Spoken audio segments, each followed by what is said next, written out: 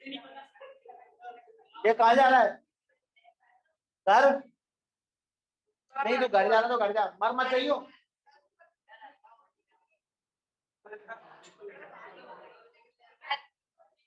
बेटा ध्यान दो।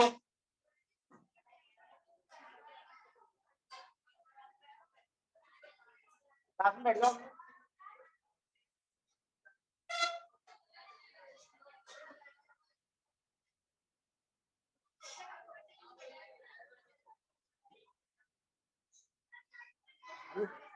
हम थोड़ा बाहर बच्चे घूम रहे हैं ना, इनको देख लो जरा। 10th वाले वो बुकलेट वालों को बुकलेट का इंतजार करेंगे, थोड़ा घूमेंगे, उनको अंदर बैठा लो। अब बोल तो दिया, लेकिन वो मैं क्लास में रहूंगा तो। बेटा आवाजें बंद करें। ऑनलाइन सब आ गए? आवाज आ रही है? ऑनलाइन आवाज आ रही है? हाँ सर आ रही है।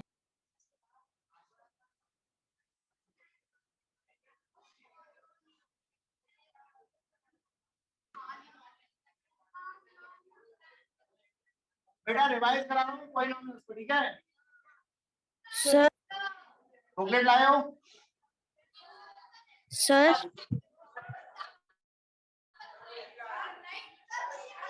सर तो ये लाइन से निकलता एक एक क्वेश्चन कराया मैंने क्लास,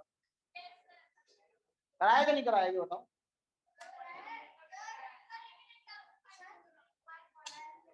सर। क्या बस? तुम तो मजा आ गया तुम्हें। हाँ बेटा बोलो ऑनलाइन। बेटा आवाज नहीं करो जरा। हाँ ऑनलाइन बोलो। ऑनलाइन बोलो। आप बोलो ना। आप बोल नहीं रहे नालायक। ऑनलाइन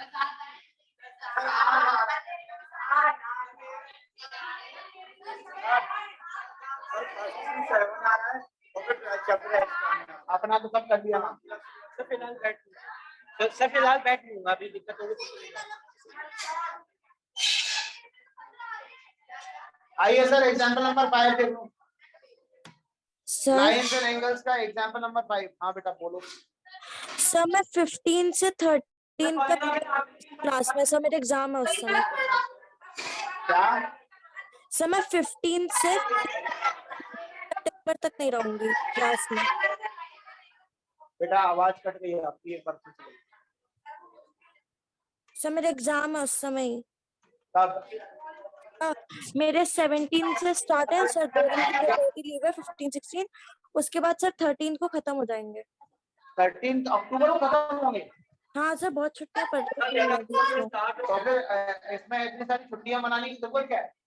आप आइए क्लास में। सर बट और 1 घंटे की क्लास में बेटा कुछ नहीं होता, तुम्हारा क्लास में छूटेगा वो उसके लिए कौन जिम्मेदार होगा? सर बट वो 1 ही 2 दिन की छुट्टियां मिली हैं बीच में। कैसे 1-2 दिन की छुट्टी मिली होगी? जब 15 तारीख से तुम्हारी 13 तारीख तक एग्जाम है, तो कितने एग्जाम है? 50 एग्जाम है क्या? सर 30 तक। 30 तक?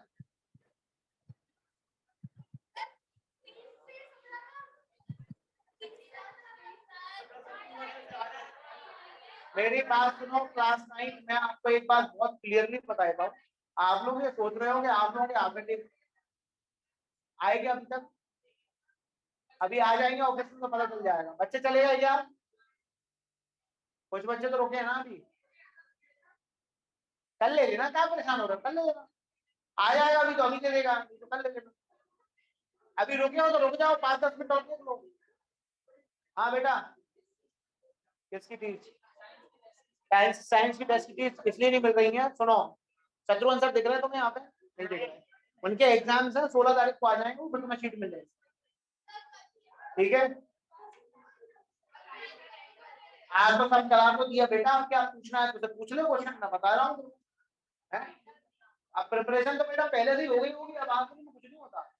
ये जो जितने बैठे हो ना आखिरी में प्रिपेयर करेंगे, तब भी शक्लें दिख रही हैं, कोई मतलब नहीं है। देखा आखिरी में तो 4-4 नंबर आएंगे, फिर अब पेरेंट्स आएंगे, पेरेंट्स हमको ब्लेम करेंगे, सर जो 4 नंबर आ रहे बच्चे के, आपने क्या पढ़ाया।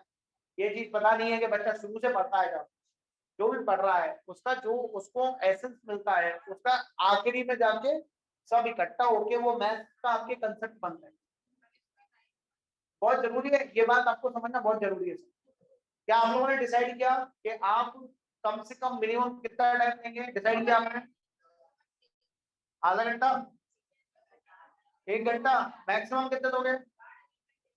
अरे वाह, जिसका भी जो भी डिसीजन है, जिसकी मैथ वीक है, जिसकी स्ट्रांग है, अगर कोई डिसीजन लेता है कि मैं डेली आधा घंटा दूंगा कम से कम, और ज्यादा से ज्यादा मैं 2 घंटे 3 घंटे जितना भी, कोई टारगेट एक बार फिक्स कर लो और कम से कम उतनी मैथ्स करो। कितनी भी प्रॉब्लम आ रही है तो भी आधे घंटे तो पढ़ ही सकते हैं ना। कितनी भी प्रॉब्लम आ रही है, पौना घंटा 45 मिनट तो मैथ्स कर सकते हो ना, एटलीस्ट वो तो करो। अब तो बहुत सिस्टम है यार शिवांश, मैं क्या बताऊं, डीपीपी है, इनको डेली डीपीपी मिलती है, पूछो इनसे। एक डीपीपी आती है, फिर दूसरी डीपीपी आती है, तो साथ में पहली डीपीपी का फुल सॉल्यूशन आता है, डिटेल। वो भी अपलोड अगर इन्होंने नहीं किया तो इनके पूरा रिकॉर्ड बनता है, साल भर का बनेगा, उनके पेरेंट्स को बिल्कुल दिखाई देगा। मुझे कोई दिक्कत नहीं है, कोई बच्चा अगर नहीं पढ़ रहा है, पेरेंट्स 4 नंबर आए उसके, वो पेरेंट्स मेरे पास आए, मैं रिपोर्ट दिखा दूं, ये रही देखो, ना बच्चे ने असाइनमेंट सबमिट किया है, ना टेस्टों में ध्यान दिया है, क्या करो? नहीं पढ़ो। तुम क्या सोच रहे हो मेरे पास कोचिंग लगा ली और बढ़िया मार्क्स आएंगे? अगर ऐसा होता ना तो सबके सब आके बस कोचिंग लगा लेते, ऑनलाइन पढ़ते पढ़ते कुछ नहीं, ना मेहनत करते। ठीक है, सिस्टम बहुत तगड़ा हो गया। बुकलेट देखी तुमने? बुकलेट, बुकलेट निकालना है, पॉलिनोमियल्स किया किसी के पास? लेके आए हो? निकाल, दे दे भाई भैया बुकलेट।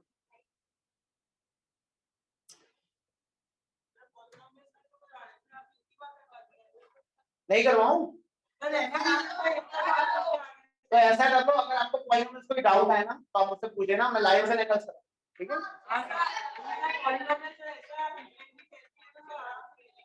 अच्छा तो ठीक है, चैप्टर 1 और पॉलिनोमियल अच्छे से हो गया ना, मतलब 1 2 3 4 में कोई दिक्कत नहीं है, 5 में कोई दिक्कत, मैं लिख देता हूँ, पर मुझे बताओ 1 2 3 4 5 6 7 और 12। तो 1 में कितने लोगों को दिक्कत है? 1 चैप्टर 1 में अगर कोई डाउट हो बेटा कभी भी, तो बिल्कुल हिचकना मत, मेरे पास आ जाना, मैं तुम्हें एक्स्ट्रा 10 क्वेश्चन उससे रिलेटेड और करवा दूंगा, शानदार कर दूंगा। ठीक है, वो तुम टेंशन मत लो। उसके लिए तुम क्या करो, क्लास अपनी 6:30 पौने 7 तक हो जाती है, 15-20 मिनट क्लास के बाद हो जाओ, तो पूछो मुझसे बढ़िया बैठ के आराम से, सिंगल एक एक करके मैं डाउट सबके बता दूं। ठीक है सर, चैप्टर 1 की कोई दिक्कत नहीं है। फिर चैप्टर 2, चैप्टर 3, चैप्टर 4, बस सर यहाँ पे तो मजाक हो रहा है, लेकिन ये वाले चैप्टर को ध्यान रखना, ये मजाक लगता है नहीं। हाँ टफ चैप्टर है ये। डाउट हो क्लास के बाद बिल्कुल पूछे सर, इसमें जिसका कवर्ड नहीं है वो अपना कवर करे। ठीक है, मैं करवा रहा हूँ लाइन से रहेगा, तो लाइन से रहेगा, एक बार रिवीजन कर लेना अभी, फिर मैं पॉलिनोमियल करा दूंगा, एक बार फिर करा दूंगा, कोई दिक्कत नहीं है, इंपॉर्टेंट इंपॉर्टेंट क्वेश्चन करा दूंगा और अच्छे अच्छे क्वेश्चन कर लेंगे अपन। एरोन फॉर्मूला टेस्ट संडे को, ये संडे आ रहा ना अभी, किसके पेपर है?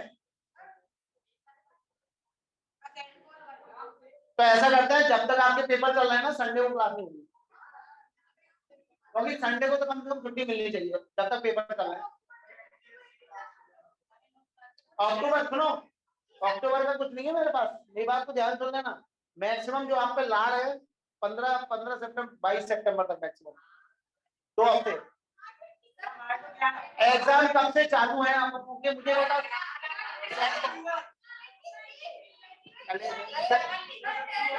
अच्छा अच्छा, किसके किसके है ना, सितंबर में चालू है और सितंबर में ही खत्म है, मैक्सिमम लोग हैं, अक्टूबर में चालू, अक्टूबर में खत्म।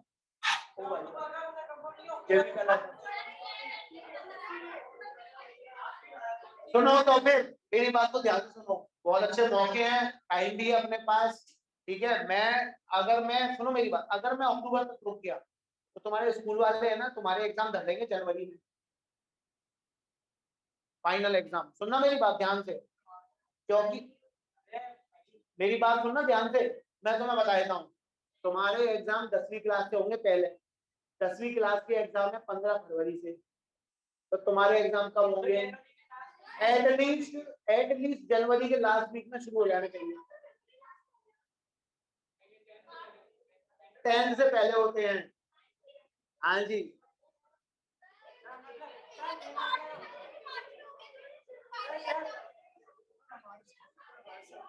मेरी बात को ध्यान से सुनो। तुम लोग अगर बहन में बैठे हुए हो कि मैं शांति से बैठ जाऊंगा, नहीं, मैं मुश्किल से 2 या 1 हफ्ते या 1.5 हफ्ता वेट करूंगा।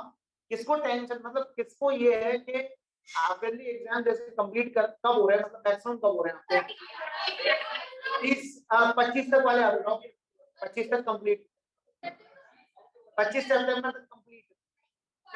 तुम्हारी नहीं खेल रहा बेटा, 30 सितंबर तक कंप्लीट, ओके, 5 अक्टूबर तक कंप्लीट, 17 अक्टूबर तक कंप्लीट। वो तरीके हो, ये जो 17 अक्टूबर वाले हैं ना, उनका मैं कुछ नहीं कर सकता। देखो कारण ये है कि मैं 10 दिन नहीं पढ़ाऊंगा, मालूम है 10 दिन नहीं पढ़ाया मैंने। अरे पूरी बात तो सुनो, मैंने मान लो 10 दिन नहीं पढ़ाया, हो गया, कितने रुपया हुए पैसे बता देना, उनसे क्या व्हाट्सएप कर देंगे मेरे को, ठीक है। बड़ी प्रॉब्लम तब आती है बेटा कि अभी का सिलेबस तो अपना सही चल रहा है, अभी भी कितने चैप्टर बचे हैं, काउंटिंग करो कितने हैं, 15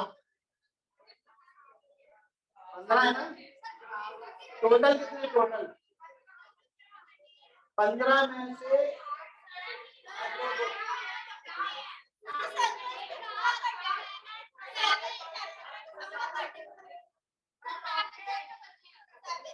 अब 7 चैप्टर में से एक आपका हो गया प्रोबेबिलिटी, इजी है।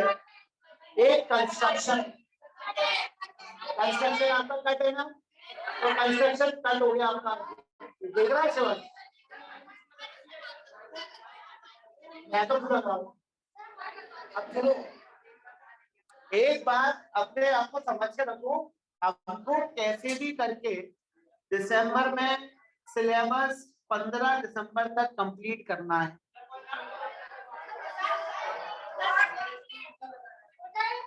मैं उसका कारण बताऊं, क्योंकि अगर अपन 15 दिसंबर तक सिलेबस कंप्लीट कर लेंगे बेटा, तो एक बार रिवीजन करा पाऊंगा, एक 2 बार रिवीजन करा पाऊंगा, समय ज्यादा हुआ।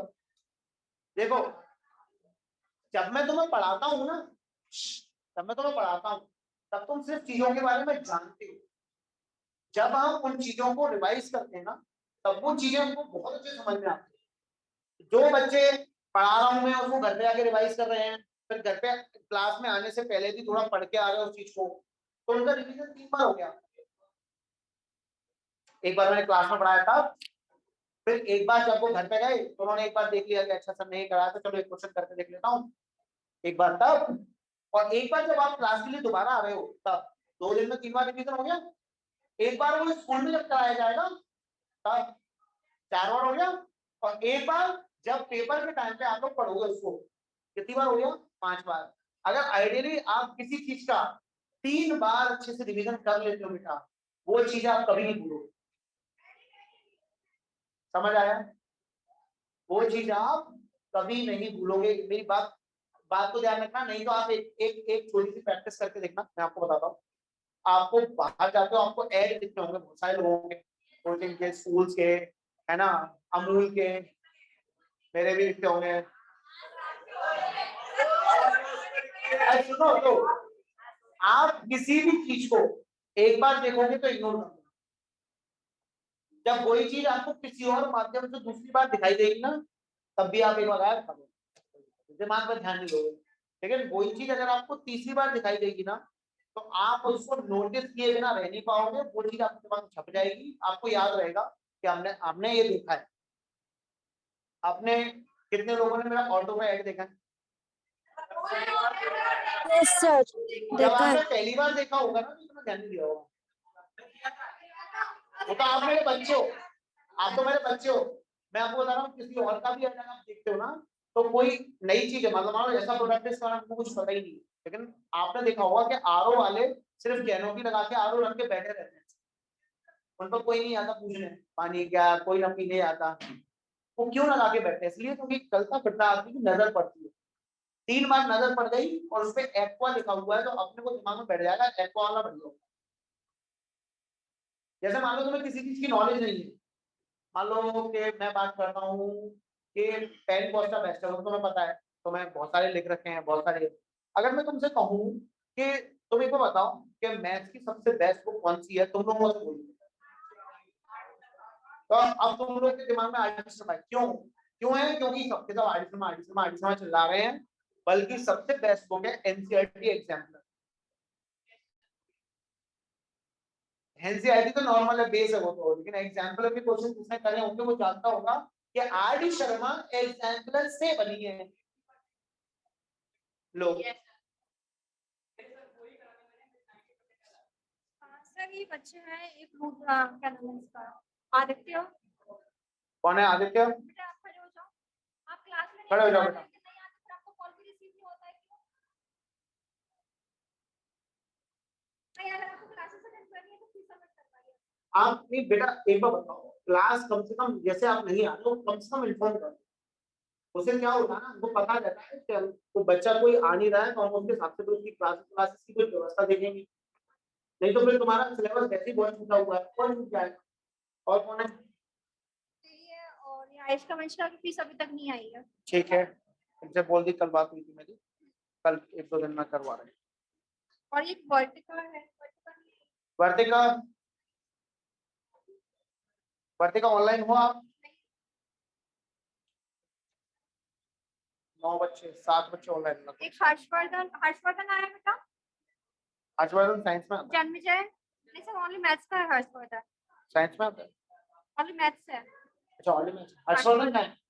आज नहीं आया, वैसे तो आता है, हमेशा प्रेजेंट है। और एक पावनी पावनी गुप्ता आज ही। अच्छा प्रियांशी, प्रियांशी तो खैर। अनंत आया बेटा, अनंत ठीक है। अनंत जैन, इसको कॉल करो। हर्षवर्धन को कर दो, इसका तो पावनी का 3, प्रियांशी का पता प्रियांशी का तो वो है। काट दो ना। बाकी इधर से वर्तिका का भी देख लो, काट दो ना। क्या कह रही थी उस दिन फोन आया? कोई नहीं, नानी ने प्यार कर लिया होगा, और कई कई बच्चे परेशान हो जाते हैं नानी के प्यार से। ठीक सर, 3 बार किसी चीज को देखना, वो चीज आपके दिमाग में छप जाएगी। अब से आना आप लोग, चलो मैं बताता हूँ, आप ना किसी का गेमिंग देखो, गेमिंग बहुत सारे चैनल्स हैं, आप लोग फॉलो भी करते हो, तो जिसका आप सबसे ज्यादा गेमिंग शुरुआत में देखी होगी ना, 2-3 लोगों की, या फिर आपने सुना होगा, तो उसके नाम पे आप जाना। एक यूट्यूब चैनल का सर्च अपन करते हैं ना सब्सक्राइब करने के लिए, इसको अपन सुन लिया ना तो जरूर करेंगे। वैसे वो जिंदगी भर से पड़ा हुआ है चैनल, तो कोई नहीं पूछ रहा, अचानक से उसके बारे में क्या हुआ, किसी ने गाली वाली दे दी उसको, तो वो हिट हो गया, तो फिर अपन सब लोग सर्च करने में लग गए। ऐसा होता है कि नहीं? तो आप ऐसे पढ़ाई के नजरिए में ये समझो कि आप जितनी बार रिवाइज करोगे सर, आप यूपीएससी में, आप यूपीएससी को रैंक कितने लोग, यूपीएससी की प्रिपरेशन बहुत टफ होती है, बहुत और टफ होती है। उससे देखो बाकी सब, सुनो सुनो, बाकी सब नौकरी, बाकी सब नौकरी है।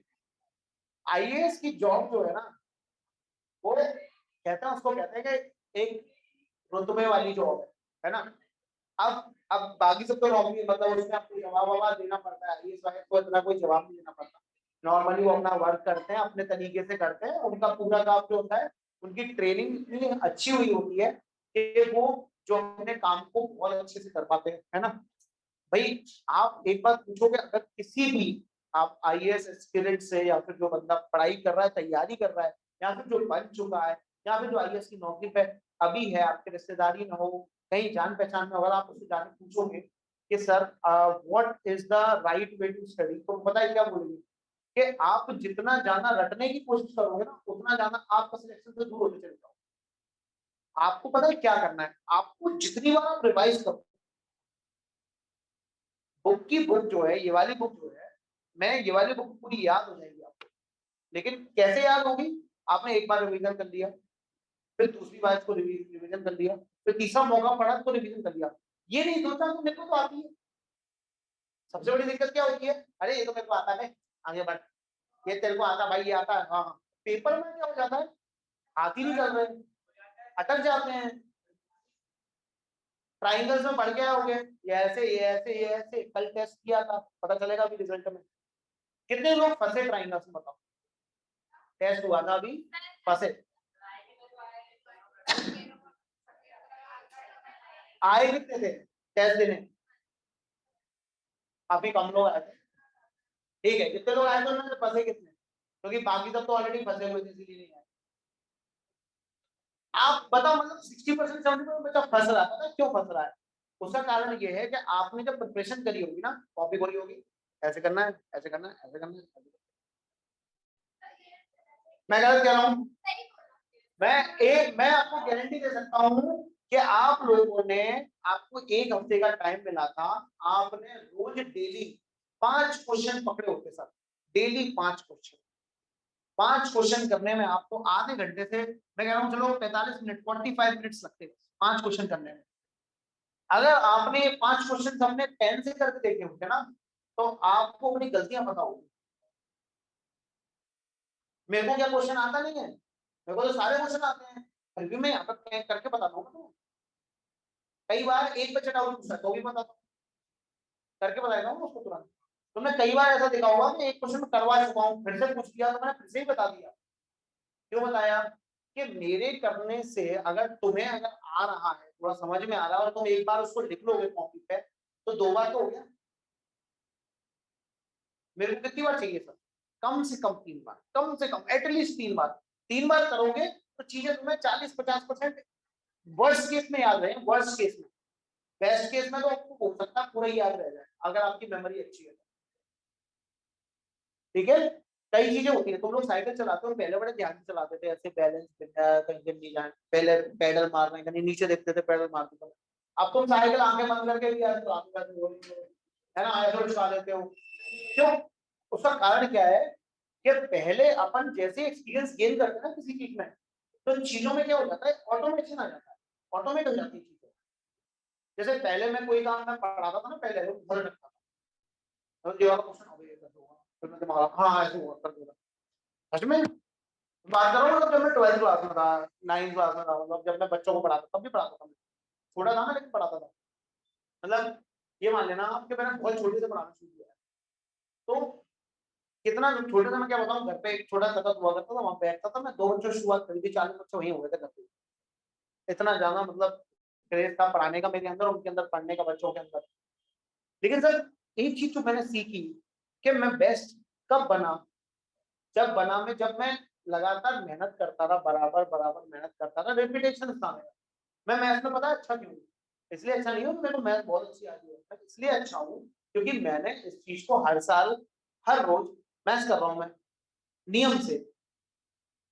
9th क्लास का मैथ नियम से मैं हर साल 1 घंटे कर रहा हूँ, हर साल, हर रोज लगा हुआ हूँ मैं। देखो तुमको पढ़ाने आता हूँ ना, 1 घंटा तुमको पढ़ाया, आज के नोट 1 घंटा पढ़ाया, शिखर 1 घंटा पढ़ाया, 3 घंटे 3 जगह पे 1-1 घंटा 9th को पढ़ाया, तो 9th 3 बार रिवाइज हो गई मेरी, भूलूंगा मैं कभी? मेरे को पता रहता है कौन से क्वेश्चन में क्या होगा, कैसे होगा, और मैं हर साल वही काम कर रहा हूँ। 9th में पढ़ा रहा हूँ, 10th में, हाँ बेटर कर रहा हूँ, नए नए क्वेश्चन लेके आ रहा हूँ, अच्छे टेक्निक्स लेके आ रहा हूँ, बेटर कर रहा हूँ। ऐसा नहीं है कि मैं वैसे ही लगा हुआ हूँ बस, ले ऐसा कर ले ऐसा कर ले। समझ रहे हो? तो जी मैथ्स, मैथ्स का तुम कह रहे हो ना कि सर हमारी मैथ्स कैसे सुधर रही, कोई बोले कहता मैं जीरो मैथ्स नहीं आती मेरे को, बेकार है।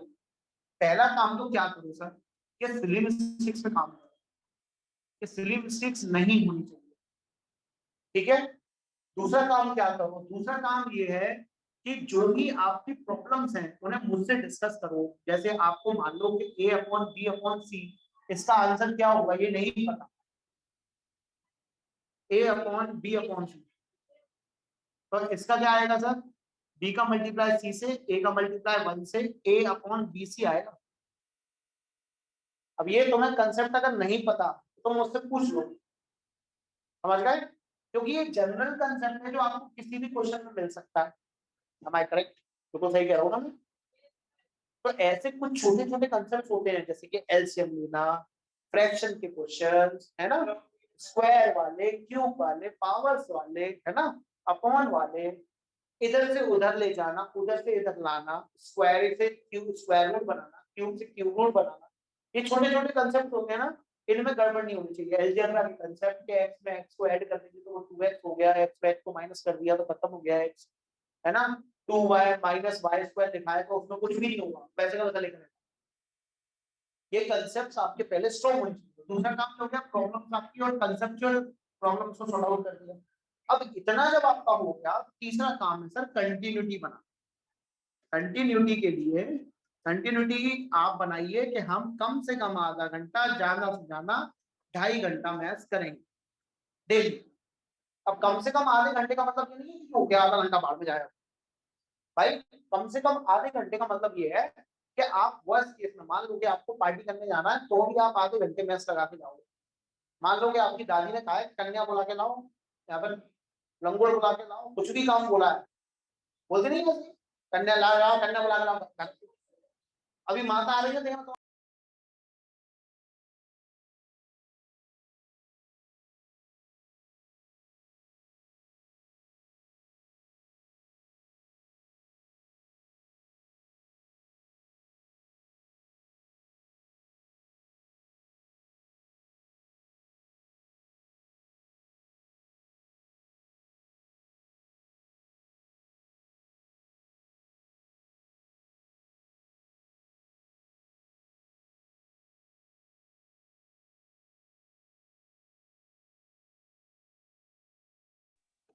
भाई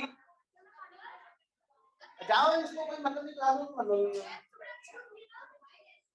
मैं सुबह करना बेवकूफी है। मैं देखो, एक तो हर किसी का अपना टाइम होता है, मैं किसी के टाइम को फोर्स नहीं करता, लेकिन मेरे हिसाब से लर्निंग का काम मॉर्निंग में सबसे बेस्ट। सुबह उठो, अपने याद करने का जो भी काम है, अगर मैथ्स में फॉर्मूले याद करने हैं ना तो वो सुबह कर लो, वो आपको याद रहेंगे, क्योंकि तब क्या है अपना माइंड एकदम फ्रेश रहता है, तो फालतू चीजें चल रही होती, तो आप जाना ध्यान से पढ़ पाते हो, बस इतना होता है। सो के जब हम उठते हैं ना तो एक तरह से क्या होता है, रीबूट होता है माइंड, माइंड रीबूट होता है। थोड़ी देर बाद पहले समझ में नहीं आया क्या हुआ, फिर थोड़ी देर बाद होएगा तब ओ पेपर ओ, फिर हिलना शुरू हो गया भाई साहब, फिर अंदर से चीज होगा बोले आप पेपर। शुरुआत के 2 मिनट जब उठे तब तो कुछ पता ही नहीं क्या हो रहा है, कितने बज गए वो 6:30 समझ में आई बात।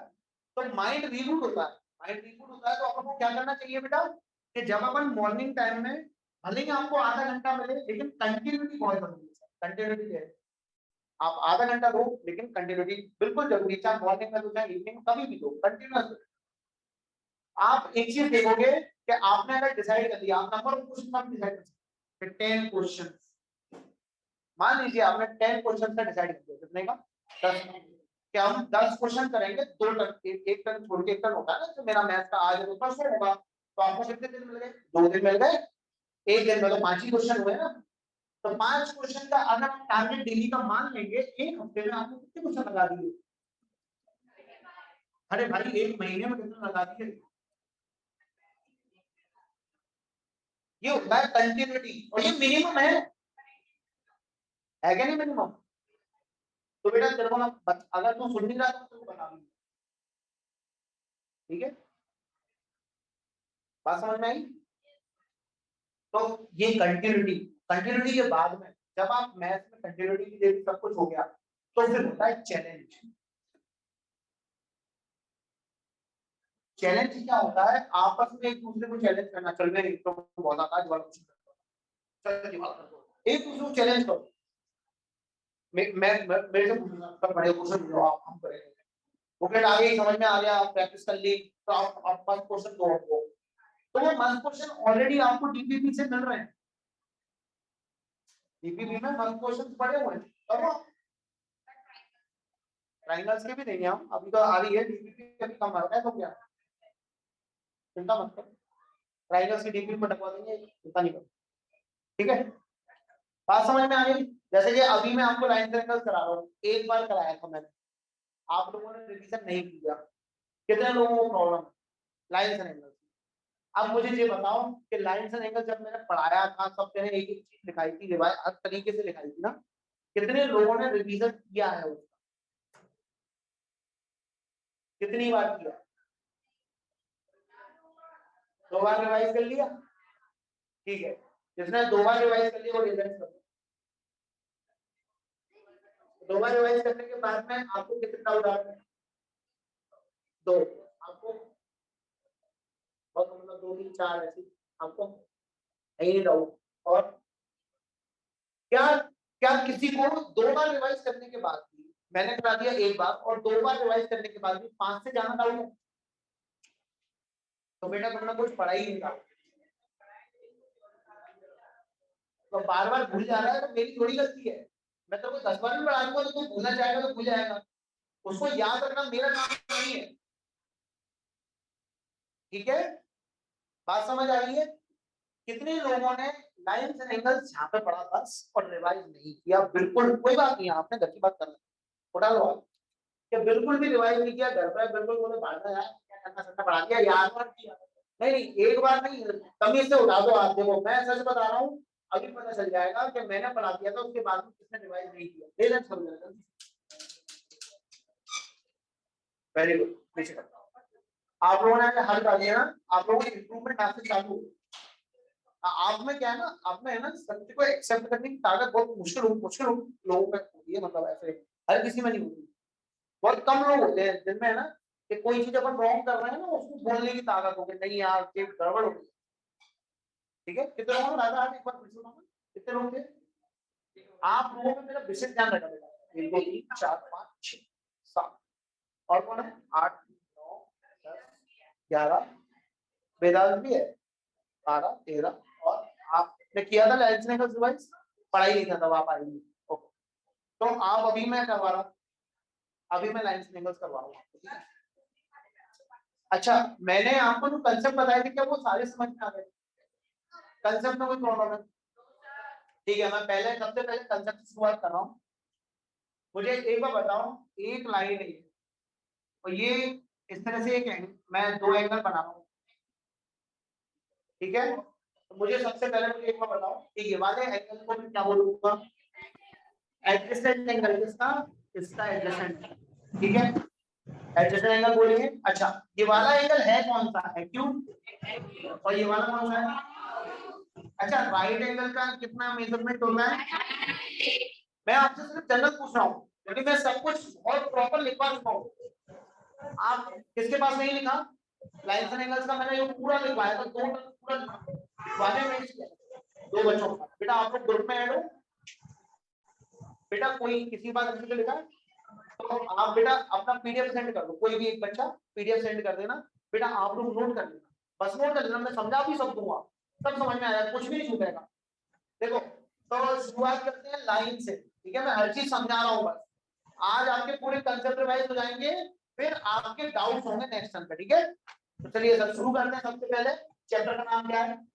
Lines and angles. भाई लाइन्स क्या होती है? लाइन क्या होगी? चलो पॉइंट क्या होता है? पॉइंट तो ये है जिसका कोई पार्ट नहीं हो सकता। लाइन क्या है? अब आप ऐसा कीजिए कि एंडलेस और ब्रेथलेस, इसकी चौड़ाई नहीं होती, लंबी लंबी होती है और कितनी भी बढ़ सकती है। ठीक है, इसको अपन क्या कहते हैं? Straight line. तो भाई स्ट्रेट लाइन जो है आपकी, इसके बारे में मैंने आपको पूरा लिखवाया है, प्रॉपर लिखा है सब, उसमें लिखा हुआ है सब, बस आपको समझ लो कि आप देखो तो तुरंत समझ जाओ। सर ये क्या हुई? लाइन हुई, निकाल लेता हूँ उससे। ये हुई लाइन। ठीक है, ये लाइन है और ये क्या है? रे। ये लाइन है, ये क्या है? रे। तो भैया ये क्या है फिर? ये क्या है? Line segment. तो लाइन सेगमेंट के एंड पॉइंट्स क्या होते हैं? क्या ये मेजरेबल है? इसको मेजर कर सकते हैं। क्या ये मेजरेबल है? क्या ये मेजरेबल है? ये इनफाइनाइट जा रही है ना, ये तो आगे बढ़ती चली जाएगी, ये भी इधर बढ़ती चली जाएगी, ये भी इधर कहीं पे भी बढ़, ये दोनों साइड बढ़ सकती है लाइन और रे। अच्छा, रे का एग्जांपल मैंने बताया था, याद करो। सन रे, सन रे होती है ना, सन लाइन नहीं होती ना, सन रेज होती है। क्यों? सन, हमको सोर्स मालूम है कहां से आ रही है, हमको सोर्स मालूम है और ये चारों तरफ जा रही है, भले उससे फर्क नहीं पड़ता, जो अर्थ तक पहुंची वो क्या है? तो ये सन से जो रेज आ रही है, जो अर्थ तक जा रही है, तो हम क्या बोलते हैं? सन रेज बोलते हैं, ना कि सन लाइन या सन लाइन सेगमेंट नहीं बोलते। क्या बोलते हैं? Sun rays. समझ में आ गया? तो क्या आपको लाइन रे और लाइन सेगमेंट में डिफरेंस समझ में आ गया? इतना क्लियर है? लिखवाने की जरूरत नहीं है क्योंकि ऑलरेडी लिखा हुआ है। तो रिवीजन करते समय सिर्फ बस आप लोग बस ध्यान में, बस मैं जो बोल रहा हूँ उसका आप आंसर करें। उसमें कोई क्वेश्चन अगर आपको आ रहा है तो वो पूछें, इंटरेक्शन करें मेरे साथ, ठीक है? क्योंकि लिखा सब कुछ है, एक बार घर पे जाओगे उसको पढ़ लोगे तो तुम्हें सबको समझ में आएगा सब क्या बोल रहे। अब बताओ सर, एंगल अगर बनाना है तो अपन को क्या चाहिए सर? एक पॉइंट चाहिए, टू रेज, दो रेज से बनने वाला क्या होगा? एंगल। अब एंगल कितने टाइप के होते हैं? तीन टाइप के। जनरली ये तीन टाइप के होते हैं। एक होता है आपका एक्यूट। मान लो कि इसको ऐसे निकाल के मैं तुम्हें चुभाऊं तो चुभेगा? ये यहाँ पे चुभेगा ना, बड़ा घुस जाएगा या नहीं? 90 डिग्री वाला नहीं घुसेगा। अबे समझना है, ऐसे डंडा पकड़ा, नहीं समझे?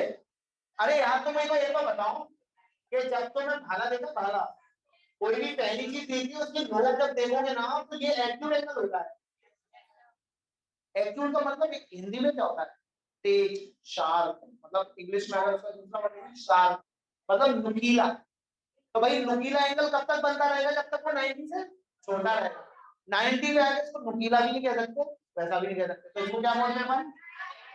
Right angle. अगर इसकी मेजरमेंट 90 डिग्री है तो अब ये क्या हो गया? ऑब्टयूज। बेटा इसको पकड़ के चुभाऊंगा तो उतना नहीं चुभेगा जितना ये चुभेगा। सोच लो, उठाओ ना एक बार, प्रैक्टिकली सोचो, एक बार दिमाग लगाओ, थोड़ा सोचो, सोचो, इसको उठाओ, उठाया, उठने की कोशिश कर रहे हैं, टूट गया। इसको उठने की कोशिश, उठ गया। बोले मर गए, मजाक मजाक में। ये क्या हो गया सर? ऑब्ट्यूज। कोई डाउट है? तो पहले तो एंगल समझ में आ गया अपन को, लाइन समझ में आ गई, एंगल समझ में आ गया। अब लाइंस और एंगल से मिलके बहुत सारी चीजें बनती हैं, अब उनके बारे में बात करेंगे। तो सबसे पहले अपन बात करते हैं एक स्ट्रेट लाइन पे अगर आप दो एंगल्स बनाते हैं तो इन दोनों को अपन क्या कहते हैं सर? एडजेसेंट। एडजेसेंट बोल सकते हैं क्या? तो एडजेसेंट एंगल्स कौन से होते हैं सर? एडजेसेंट एंगल्स, इनको एडजेसेंट बोलना ठीक है। एक ही लाइन पे अगर दो एंगल बनते हैं तो उनको एडजेसेंट बोलते हैं, लेकिन यहाँ पर बेटर क्या होगा कि हम इसको क्या बोलेंगे? Linear pair. ये क्या है? Linear pair. पेयर क्यों? क्योंकि दो हैं, एक है सिर्फ एक वाई, इन दोनों का सम कितना आएगा बेटा? क्यों आएगा? क्योंकि स्ट्रेट लाइन पे बनने वाला जो एंगल होता है वो कितना होता है सर? अगर ये 180 डिग्री है और नीचे भी कितना होता है? तो ये आपका एंगल अब कितने टाइप का हो गया? एक एंगल हो गया ये, ध्यान से देखना, एक एंगल हो गया स्ट्रेट लाइन बोथ साइड बीच में पॉइंट। एक हो गया आपका ये एंगल और ये घूम के आया। बताइए सर ये कौन सा एंगल है सर? 0 डिग्री। 0 डिग्री मतलब 0 डिग्री एंगल हो गया, ठीक है? इसको क्या कहते हैं अपन? 0 डिग्री। कंप्लीट एंगल नहीं है ये, ध्यान रखना, इसमें लाइन घूमी नहीं है, समझ गए? ये कौन सा है सर? क्या बोलते हैं इसको? Straight angle. और ये क्या है सर? 360 डिग्री। ये कौन सा है? Complete angle. समझ में आ गया? ये right angle, acute angle, obtuse angle के अलावा ये तीन एंगल हो गए। अब बताओ नेक्स्ट कौन सा? Reflex angle. कॉम्प्लीट अभी आएंगे अपन। रिफ्लेक्स एंगल क्या होता है सर? कि मान लो मुझसे बोला गया कि ये एंगल आपको दिया है, इसका रिफ्लेक्स निकालो, तो इसको छोड़ के बाकी सारा, तो ये क्या हो गया सर? Reflex of theta. समझ गए? तो अगर आप रिफ्लेक्स ऑफ थीटा निकालना चाहोगे तो 360 में से क्या कर लो? माइनस थीटा कर लो। 360 डिग्री में से अगर आप थीटा को माइनस कर दोगे तो क्या हो जाएगा? रिफ्लेक्स एंगल हो जाएगा थीटा का। मैं कहता हूं आपसे कि ये 30 डिग्री का आप रिफ्लेक्स एंगल निकालो। 330 आप क्या कर दोगे? 360 में से 30 माइनस कर दोगे तो आपका 330 डिग्री आ जाएगा विदाउट, ठीक है? तो रिफ्लेक्स एंगल कभी भी किसी का निकालना है तो बोल दे 40 डिग्री का रिफ्लेक्स निकालो, 360 में से 40 को माइनस कर दो। वो बोले 500 डिग्री का रिफ्लेक्स एंगल निकालो, नहीं निकल सकता। 50 डिग्री का निकालो तो हो जाएगा 310। समझ गए? क्या करना है? 360 में से जो भी वैल्यू माइनस करो। क्लियर? आगे बढ़े। तो सर ये होने के बाद में अब आता है अपना कि अगर दो एंगल्स का सम 180 डिग्री है, मान लो कि दो एंगल्स है, इनका सम 180 डिग्री दिया हुआ है, तो क्या ये वाली लाइन स्ट्रेट लाइन होगी? समझ गए? तो दो एडजेसेंट एंगल्स का सम अगर 180 डिग्री होता है तो लाइन कैसी आती है? Straight line. ऐसा हमने क्वेश्चन किया था, याद करो, एक्स और वाई वाला याद होगा ना, ये वाला क्वेश्चन था। इस टाइप का, ये एक्स था, ये वाई था, और यहाँ पर बोला था कि इसको प्रूव करना है स्ट्रेट लाइन है, x + y = w का z वाला। डीपीपी में भी है ना वो? हाँ, वो क्वेश्चन बेटा 2 नंबर के लिए अच्छा क्वेश्चन है, वो 2 नंबर में अच्छा क्वेश्चन है। तो सर ये चीज समझ में आ गई आपको? अब हम बात करते हैं कॉम्प्लीमेंट्री एंगल और सप्लीमेंट्री एंगल, ठीक है? तो कॉम्प्लीमेंट्री एंगल कौन सा होता है?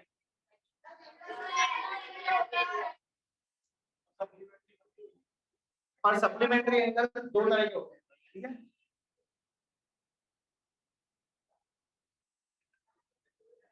तो सर दो तरह के एंगल हैं आपके पास, एक है सप्लीमेंट्री, एक है कॉम्प्लीमेंट्री। यहाँ तक कोई डाउट?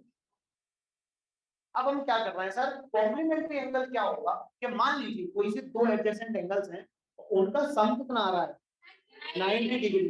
तो a + b अगर 90 डिग्री है तो अपन उसको क्या बोलेंगे सर? अब सुनना, a, इसको बोलने का तरीका समझना, a and b are complementary angles। सुनो, a is complement of b, b is complement of a। अगर कोई आपको a का मेजरमेंट दे दे कि a 20 डिग्री है, तो आप b निकाल सकते हो 70 डिग्री, क्योंकि इसका कॉम्प्लीमेंट है। समझ में आ गई बात? अच्छा, एक और आता है सर सप्लीमेंट्री। सप्लीमेंट्री तो आपको पता ही चल गया होगा। सप्लीमेंट्री मतलब कि सामने एंगल कितना हो जाएगा? तो a + b = अगर 180 डिग्री आ रहा है तो a and b are complementary नहीं supplementary angle is equal to 180 आ रहा ना, तो क्या हो गया? Supplementary angle. समझ गए? अब मेरी बात को ध्यान से सुनना, a is supplement of and b is supplement of. Very good, समझ में आ गया? आगे बढ़ते हैं आप। अब मुझे एक बात बताइए कि दो लाइंस पैरेलल है, नहीं अब देखते हैं अपन इंटरसेक्शन ऑफ लाइन। तो लाइन अगर इंटरसेक्ट कर रही है तो मुझे एक और बताइए, क्या ये एंगल इसके इक्वल होगा? क्या बोलते हैं इसको? ठीक है, अगर ये वाले एंगल की बात करें तो ये वाला इसके बराबर होगा, क्या बोलेंगे इसको? क्लियर, समझ में आ गया? तो बेटा जब ये वर्टिकली अपोजिट एंगल्स इक्वल होंगे तो ये कब होगा? जब लाइन इंटरसेक्टिंग होगी। समझ गए? तो ये लाइंस क्या हो सकती है? एक तो इंटरसेक्टिंग हो सकती है, एक क्या हो सकती है सर? पैरेलल हो सकती है। क्या पैरेलल लाइंस के बीच में अगर कोई आपसे एंगल पूछे कितना है तो कितना है? 0। कितना? 0 डिग्री। अच्छा, पैरेलल लाइन क्या कभी मीट करती है? आप टीचर को पूछे, आपसे तो आप पर टीचर पूछे कि बेटा पैरेलल लाइन कभी मीट नहीं करती, सब मीट करती है। आप देख क्या हो इंफिनिटी पे, तो ये तुम्हारे दशम में काट लेगा वो। कहां पर मीट करती है? इंफिनिटी पे, मतलब कभी मीट नहीं करती। समझ गए ना? क्या इंफिनिटी कभी आएगा? क्या कभी लाइंस मीट करेंगी? लेकिन ये क्या तरीका अच्छा है पेपर बनाने का, है ना? अच्छा मन लगता है। ठीक है, समझ आ गया? पैरेलल लाइन हो गई। अच्छा, कोइंसिडेंटल लाइन हुई तो दिखती नहीं है, एक लाइन के ऊपर दूसरी लाइन दिखी नहीं रही, तो उसके ऊपर कोई ज्यादा कंसर्ट नहीं होते। ठीक है, तो कभी कभी क्या होगा, कोइंसिडेंटल लाइन का कंसेप्ट अपना 10th क्लास में आएगा, इसलिए मैं अभी से बता रहा हूँ थोड़ा सा। सुनिए, एक लाइन को एक लाइन ने इंटरसेक्ट किया, तो एक लाइन को एक ने किया तो इंटरसेक्टिंग लाइन बोलते हैं। ठीक है, अगर दो लाइन हुई या दो से ज्यादा हुई, उनको एक लाइन ने इंटरसेक्ट किया, तो इस लाइन को क्या बोलते हैं हम? इसको हम क्या बोलेंगे? ट्रांसवर्सल। अब ट्रांसवर्सल की क्या प्रॉपर्टी होती है कि मैं एक बार बता देता हूँ, आगे बढ़ते थोड़ा सा। जैसे कि मैंने ये दो लाइंस पैरेलल हैं और ये यहाँ पर एक मैंने इसमें लाइन डाल दी, ये लाइन क्या है? ट्रांसवर्सल। ठीक है, समझ में आ गया? तो ये क्या है आपकी? ट्रांसवर्सल। ठीक है, और ये क्या है बेटा? Parallel line. ये दोनों क्या है आपकी? पैरेलल। बहुत ध्यान सुनिएगा, जो ट्रांसवर्सल लाइन है वो दोनों पैरेलल लाइंस कट कर रही है, तो कुछ एंगल्स मिलेंगे आपको, उनके नाम और उनके काम बहुत एक जैसे हैं। तो सर समझें, कॉरस्पॉन्डिंग एंगल मतलब जो ऊपर की तरफ मुंह करके देख रहा है, तो ये इसका भी मुंह ऊपर बना है, इसका भी ऊपर, ठीक है, कुछ सारा है, ठीक है। इसका इसका एंगल देखो, इसका मुंह इधर को बना है, तो इसका मुंह भी, ठीक है, इसका मुंह नीचे को बना है, तो इसका भी मुंह, समझ में आ गया। ये तीसरा वाला है, ये ऐसे नहीं सकते ना, एंगल के अंदर कोई घुमाऊं, 1 2 3, आगे अंदर बना दी, ले हटा दिया, 1 2 3 4, समझ में आ गया। तो ये वाले एंगल्स कौन से हुए, कॉरस्पॉन्डिंग एंगल। तो इसको मैं बताने का मैंने जो तरीका बताया था आपको, आपको ध्यान होगा कि मैंने 1 2 3 को लिख दिया था, मैंने लिखा था ऐसे कि ये 1 हो गया बेटा, ये 2 हो गया, ये 3 हो गया, 4 है ना, ये 5, ये 6 और ये लिखा था 7। वो तो कुछ भी लिखा हो, आप तो मुझे ये बताओ कि 5 के करस्पॉन्ड क्या है, 2 के करस्पॉन्ड क्या है, 3 के करस्पॉन्डिंग, 8 के करस्पॉन्डिंग। तो जब हम 1 और 2 के बीच में रिलेशन की बात कर रहे हैं, तो अगर मैं कहूंगा कि एंगल 1 एंगल 2 के बराबर है, तो उसका मतलब क्या होगा, कॉरस्पॉन्डिंग एंगल। समझ में आ गया। हाँ, को इंटीरियर पता था वो अलग, को इंटीरियर की बात करेंगे, उनका सम 180 डिग्री होता है, वो अलग चीज। जैसे को इंटीरियर एंगल है 8 और 2, ये को इंटीरियर है, ठीक है। समझ में आ गया सर, कॉरस्पॉन्डिंग समझ में आ गया। कॉरस्पॉन्डिंग का मतलब आप समझ गए होंगे कि भाई तू पहली मंजिल पर रहता है, मैं दूसरी मंजिल पर रहता हूँ, समझ गए। Consecutive integers, interior, alternate interior होता है, कॉन्सिक्यूटिव इंटीरियर, नए नए एंगल बनाना बैठ गया।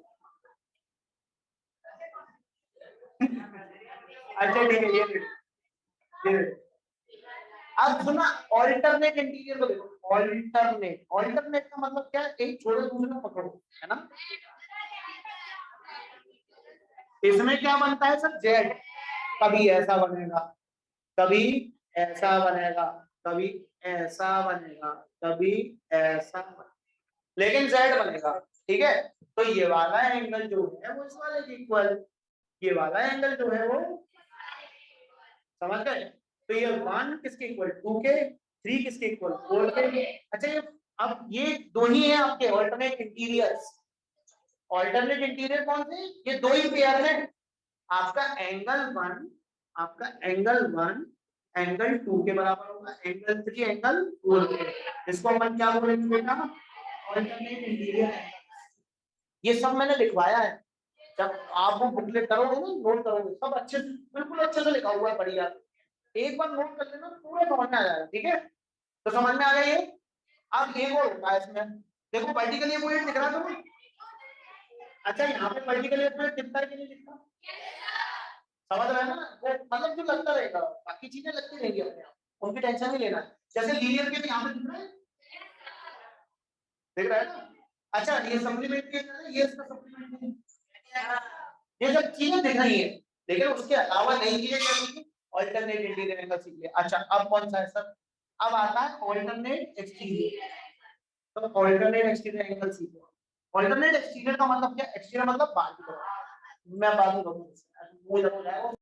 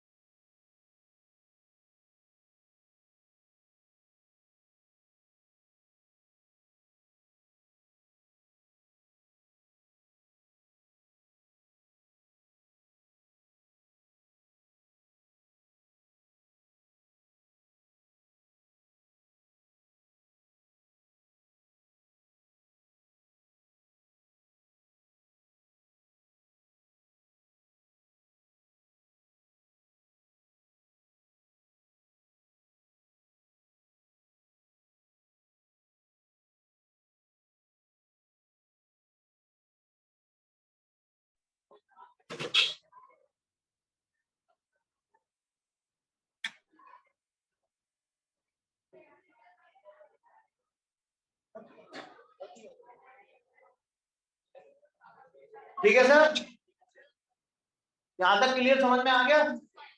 आगे बढ़े।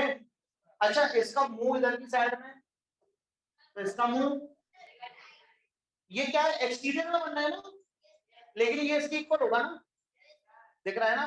देखो कैसे मैं बताता हूँ कारण, ये इसका वर्टिकल इक्वल, ये इसका वर्टिकल इक्वल, ये इसका अल्टरनेट, समझ में आया भाई? ये अगर एक्स है, सुनना जरा ध्यान से, ये अगर एक्स है तो ये भी एक्स होगा, वर्टिकली अपोजिट के नहीं होगा, बोलो। और ये जेड बनना है तो ये एक्स होगा, और ये एक्स है तो ये भी एक्स होगा, मतलब ये एक्स तो ये बीच वाले कार्यक्रम मिटा दो सारे के सारे। भाई 2x है तो मैं भी क्या हूं, घमंड मत कर।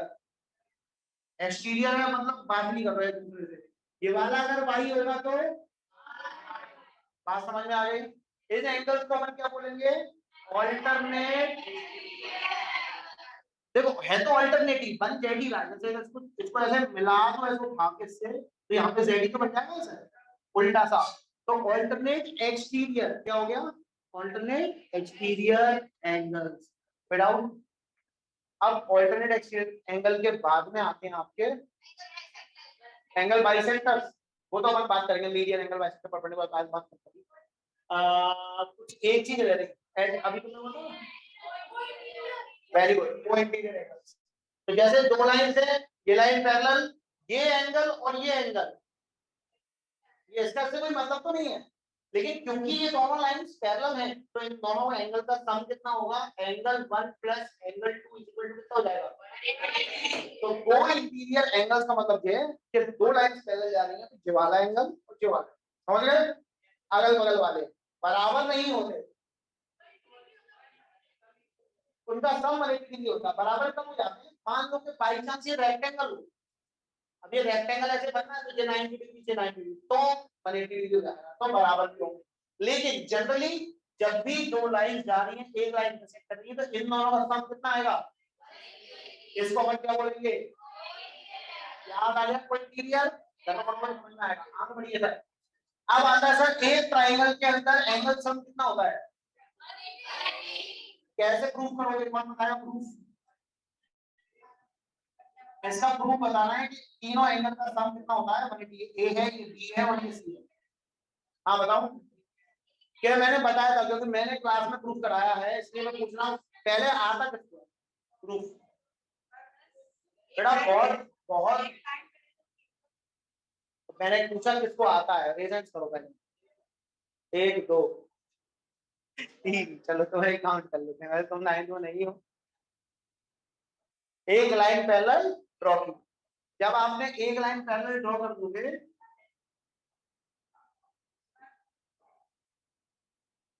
जब आप एक लाइन पैरेलल ड्रॉ करोगे तो क्या होगा, ऑल्टरनेट इंटीरियर एंगल, ये बी है तो ये भी बी हो गया, ये सी है तो ये भी। अब इन तीनों का सम देखो कितना आएगा, ए प्लस बी प्लस सी कितना हो गया, तो एंगल जो इंटीरियर एंगल्स ऑफ ट्रायंगल हो गया उनका सम कितना हो गया। ठीक है, ये तो होगी आपकी इंटीरियर एंगल ऑफ ट्रायंगल। बकवास करनी है बेटा निकल जाओ, वो मार रहा है वो, बताओ बताओ कर पे नहीं ना, सहम यार, डर नहीं पता नहीं, किसी रोज मिल जाओगे ना तो उठोगे पहले, उसके बाद बात करेंगे। जैसे कि एक ट्रायंगल है, इसके बाद में आपने क्या किया, इस लाइन को एक्सटेंड कर दिया, क्या किया, लाइन को एक्सटेंड कर दिया, तो यहाँ पर एक एक्सटीरियर एंगल बन जाएगा, क्या बन जाएगा सर, ये बन गया आपका एक्सटीरियर है। तो ये जो एंगल है और ये जो एंगल है, इन दोनों का ऐड करोगे तो ये वाला एंगल मिलेगा, तो a plus B is equal to X, a plus B is equal to X, ये कौन सी थ्योरम है सर, एक्सटीरियर एंगल।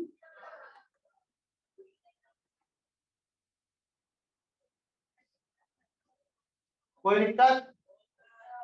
अब आगे बढ़ते थे, ये चीज समझ में आ गई सबको, ये दोनों हो गए, और कुछ बताएं, angle bisector, perpendicular bisector, median, इन सब में डिफरेंस कितना टाइम हो गया,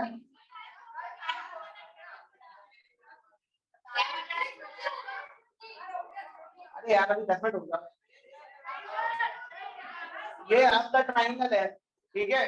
अब इसमें अगर मैं एक एंगल को बाइसेक्ट करते हुए एक लाइन खींचता हूँ तो इस लाइन को मैं क्या बोलूंगा सर?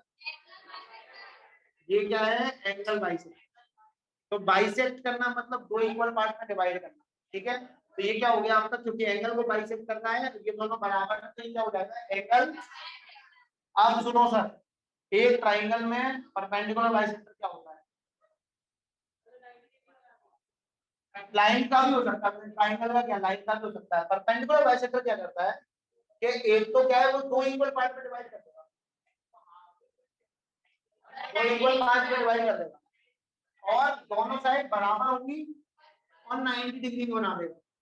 जैसे मान लो कि मैं ये ट्राइंगल बनाता हूँ, थोड़ा टेढ़ा सा बना देता हूँ, तो परपेंडिकुलर बाइसेक्टर कहां बनेगा? इधर बनेगा।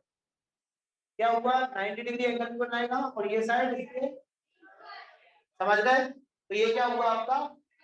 Perpendicular bisector.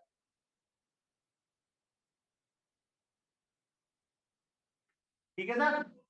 आप मान लीजिए कि आपका ये ट्राइंगल है, आपने इसके वर्टेक्स से इसके मिड पॉइंट को ज्वाइन कर दिया, तो ये क्या हो गया सर? मीडियन। इसको क्या बोलते हैं? मीडियन। मीडियम नहीं, मीडियन। ABC और ये D, ठीक है। हाँ ये नहीं करवाता हूं। हो गया। अब क्या करना है सर? AB, AC और AD तीनों साइड हो गई अपनी। AD क्या है? मीडियन। मीडियन, मीडियम नहीं, मीडियन, मीडियन, ठीक है। और यहाँ पर ध्यान देना, ये जो मीडियन है ना, ये जरूरी नहीं है कि परपेंडिकुलर हो, इसको तो बस वर्टेक्स से होना चाहिए और अपोजिट साइड के मिड पॉइंट को ज्वाइन करना चाहिए, तो क्या बन जाता है? अब आता है आपका एंगल बाइसेक्टर हो गया परपेंडिकुलर मीडियन, और परपेंडिकुलर नहीं कभी बनाएगा 90 डिग्री। समझ में आ गई? लेकिन जो परपेंडिकुलर आपका वर्टेक्स से बनेगा उसको हम कहेंगे एल्टीट्यूड। क्या कहेंगे? एल्टीट्यूड कौन सा है? जो वर्टेक्स से बन रहा है वो क्या है? एल्टीट्यूड है। और जो सिर्फ और सिर्फ आपका कहीं पे भी परपेंडिकुलर बना दो तो ये परपेंडिकुलर, कहीं पे भी बना दो, इधर बना दो उधर बना दो, ये सब परपेंडिकुलर है। लेकिन एल्टीट्यूड कौन सा है? जो वर्टेक्स से बन। अगर मैं इस वर्टेक्स से इस लाइन पे परपेंडिकुलर ड्रॉ कर दूं तो ये भी क्या हो गया? एल्टीट्यूड। क्या हो गया? तो ये वाला एल्टीट्यूड किसके रिस्पेक्ट में? ये वाली बेस के रिस्पेक्ट में। एल्टीट्यूड क्या होता है बेटा? बेस के रिस्पेक्ट में होता है, बेस के साथ। ठीक है, बात समझ में आ गई? यहां तक कोई प्रॉब्लम तो नहीं है? अब इतना आप कल रिवाइज करके आएंगे ना तो आपके सारे क्वेश्चन बन जाएंगे, कोई प्रॉब्लम नहीं आएगी। जो डाउट आएंगे हम नेक्स्ट में डिस्कस करेंगे। और आपके लिए हमने 20 क्वेश्चन की ट्रायंगल के 20 क्वेश्चन की लाइन से निकल के स्पेशल शीट बनवाई है, जल्दी ही वो आपको मिल जाएगी। इस वीक में वो आपका होमवर्क करेंगे। मैं बेटा ये भी छुट्टी नहीं दूंगा, ध्यान रखना, मैं पढ़ाऊंगा यहाँ पे प्रॉपर, और तुम लोगों को आना पड़ेगा। तुम्हारे पेपर भी चलेंगे ना तो एक आदमी छुट्टी ले सकते हो। सर एक बात पूछनी है, साइंस का पेपर है ना, और फिर अगर आप मैथ की क्लास में तो आना पड़ेगा, और ऐसा पेपर तो आया रिकॉर्डिंग क्लास देख लेंगे ना सर। हाँ रिकॉर्डेड, वो तो है रिकॉर्डेड। परसेंटेज और परसेंटाइल में डिफरेंस होता है। परसेंटेज जब हम निकालते हैं तो वो 100 से निकालते हैं, इसमें बेस क्या रहता है? 100। तो मैं अगर किसी तुम लोग जो होता है वो परसेंटेज होता है। अब परसेंटाइल में क्या होता है कि मान लीजिए कि 100 नंबर का पेपर था, जो टॉपर था उसने 87 स्कोर किया, तो 87 अब 100 माना जाएगा। मतलब 87 में से अब किस टॉपर के मार्क्स से कंपेयर किया जाएगा? बाकी बच्चों के मार्क्स।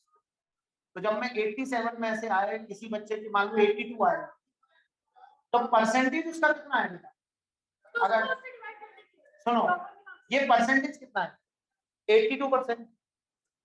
परसेंटेज कितना है?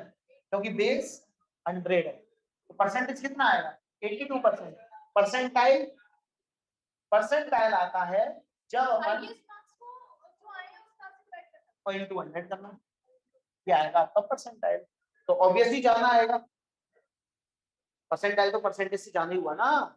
जिसके 99 परसेंटाइल आ रहे हैं, मतलब ये नहीं है कि उसका एक आध मार्क्स कटा है, उसका मतलब ये है कि जो टॉपर है उससे वो थोड़ा सा ही पीछे है।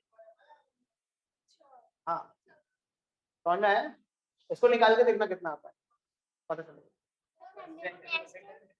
हाँ हाँ मंडे को पेपर है। तो मैं ऐसा फ्राइडे को ले लूंगा, कोई दिक्कत नहीं है, मैं आपको टेस्ट पेपर बांट दूंगा यार, घर पे कर लेना। फ्राइडे को टेस्ट फ्राइडे को टेस्ट है। दे देंगे। अरे मैं अनाउंसमेंट कर दूंगा पहले से, चिंता मत करो। तब मैं कैसे में क्वेश्चन तो कर लेना सर, लेकिन रीजन क्या है उसके पीछे का, कैसे किया वो नहीं समझ में आया। सर मैंने इसको समझा दिया कि इसका पेपर है मैथ्स का।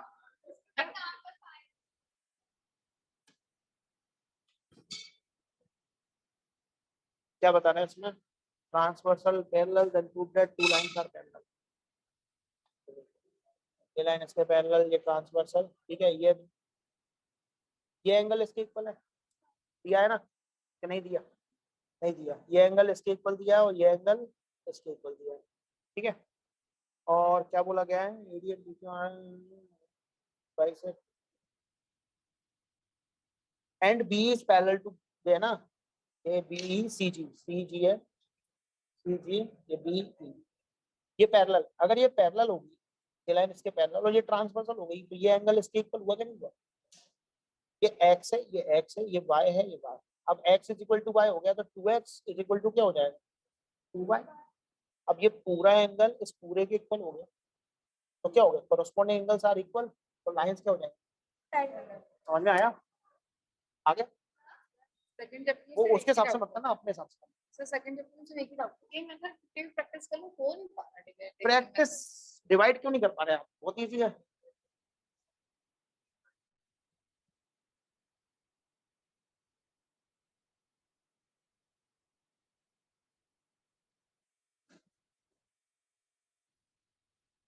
अब देखो, सबसे पहला मोटिव ये होता है कि पहले पावर जो है ना वो क्या होनी चाहिए? डिसेंडिंग ऑर्डर में होनी चाहिए। दूसरा होता है x-1 दिया हुआ है, ये भी डिसेंडिंग ऑर्डर में होना चाहिए है। अब अपन को क्या लेके आना है? पहली टर्म लेके आना 3x टू द पावर 4। किससे मल्टीप्लाई करें? 3x क्यूब से करें।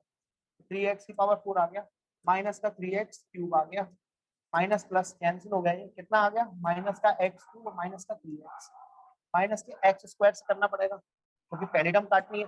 माइनस का x क्यूब आना चाहिए, माइनस का x स्क्वायर इंटू x करेंगे तो माइनस का x क्यूब आ जाएगा। फिर जो दूसरी टर्म आती है उससे कोई मतलब नहीं, कुछ भी आ जाए। माइनस माइनस प्लस का x स्क्वायर आया, x स्क्वायर की कोई टर्म है नहीं है तो अलग लिख दो, साइन चेंज होगा, प्लस माइनस कैंसिल।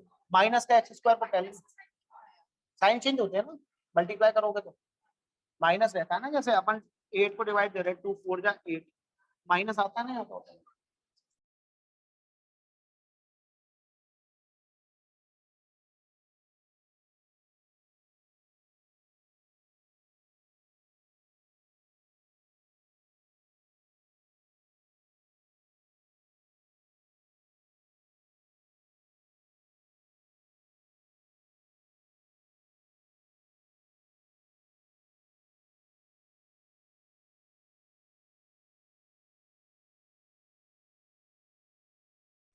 इसलिए नीचे लिख दिया, नीचे वाले को आप मान के चलो माइनस का एक्स स्क्वायर है, ओके। तो माइनस के एक्स स्क्वायर को पहले लिखा क्योंकि डिसेंडिंग ऑर्डर पावर में रखना हमेशा। तो यहाँ पे तो एक्स स्क्वायर बाद में आ गया, एक्स पहले आ गया, इसलिए इसको पहले लिखा, इसको बाद में। कर लोगे अब ऐसे आ जाए? हाँ कोई दिक्कत नहीं, पूछ लो।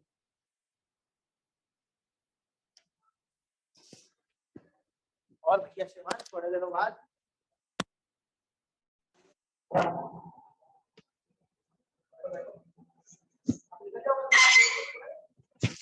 मुझे लग रहा है आप अपने वो क्लास में कराओ।